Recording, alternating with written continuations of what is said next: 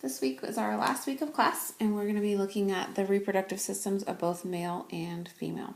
You'll notice there's going to be some sections that I cruise on through past in the PowerPoints, and that's okay. We need to, since we're doing 2 chapters in 1 week, we need to focus on what's important. So, in both systems, we have primary and secondary sex organs. The primary are considered gonads because they are producing gametes, which are sex cells. So the testes in the males and ovaries in the females. And really everything else is secondary. They're the organs other than the gonads, but they are necessary for reproduction. So in males, we have a system of ducts and glands and the penis. And then in females, uterine tubes, the uterus and vagina. So then this moves into a little bit about both reproductive systems as they are developed through embryo development. Initially, the fetus is undifferentiated as far as gender, but at 5 or 6 weeks, the gonads begin to develop and they start as gonadal ridges. And then this works through kind of what ridges become what parts. I don't need you to memorize that. The SRY gene is a gene on the on the Y chromosome. It's considered the sex-determining region because in males it codes for a protein that initiates the development of the testes. And in females, we do not have that hormone, and we do not have that at all. And so then, in the absence of those hormones, the female development begins. And so these pictures of side-by-side, male and female, as the embryo develops is interesting. I would read through it, but I don't need you to know about all of these structures.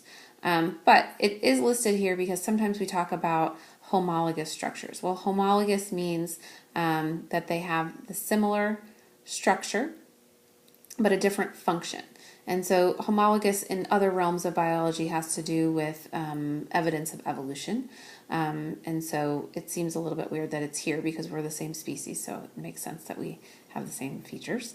But it is interesting that the male and female organs, they develop from the same embryonic structure. So that means that they're homologous. So the penis is a homolog to the clitoris, and then the scrotum is homologous to the labia majora.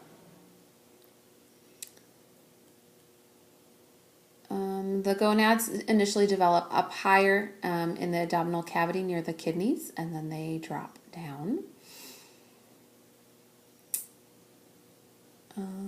Okay, so let's start with the male anatomy. The perineum just means that this is an inclusive term for the scrotum and the penis.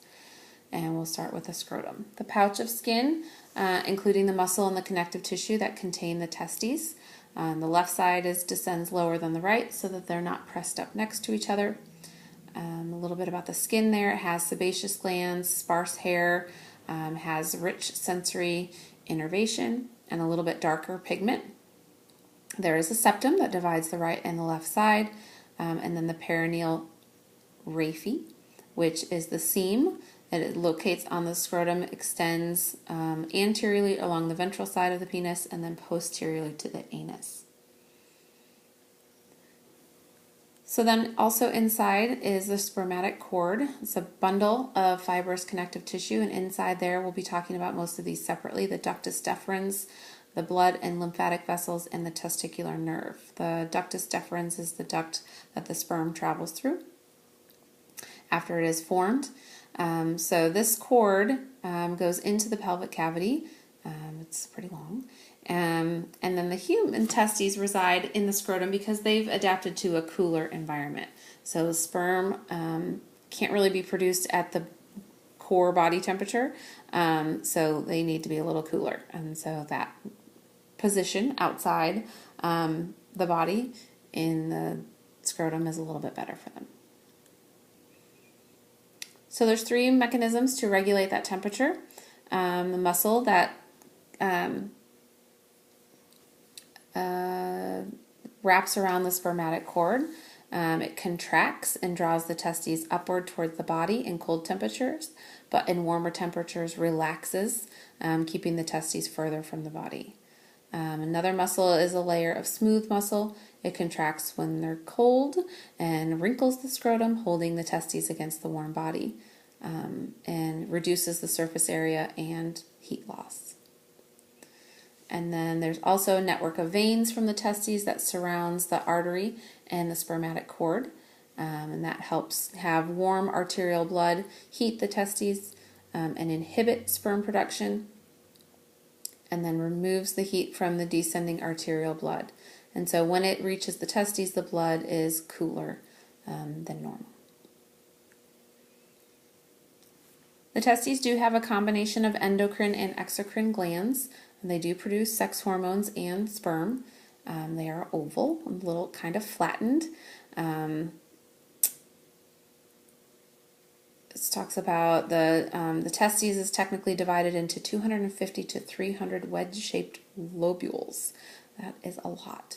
The blood supply, the testicular arteries come from the abdominal aorta.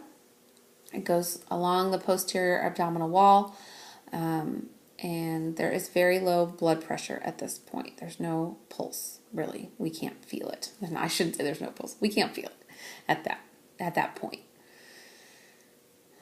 This talks about how the blood leaves the testicles and goes into the inferior vena cava. The right goes to the inferior vena cava, whereas the left joins the left renal vein. Again, I don't want to get too bogged down into details because we've got a lot to get through this week. You do need to know about the seminiferous tubules. There's 1 to 3 in each lobule in the testes, and it has these epithelium, and the epithelium is where the sperm is generated. The Leydig cells between the tubules produce testosterone, and then the Sertoli cells that are in between the germ layers, they promote the development, and the germ layers are needed for nutrients, waste removal, and other needs. So there you can see the ductus deferens. That's where the sperm travels when it leaves the testes. Okay, there's a blood-testes barrier that's formed by tight junctions between these testicular cells. They separate the sperm from the immune system, so antibodies don't get into the germ cells, and the germ cells are different from body cells, and so they would be attacked by the immune system if they were allowed to commingle.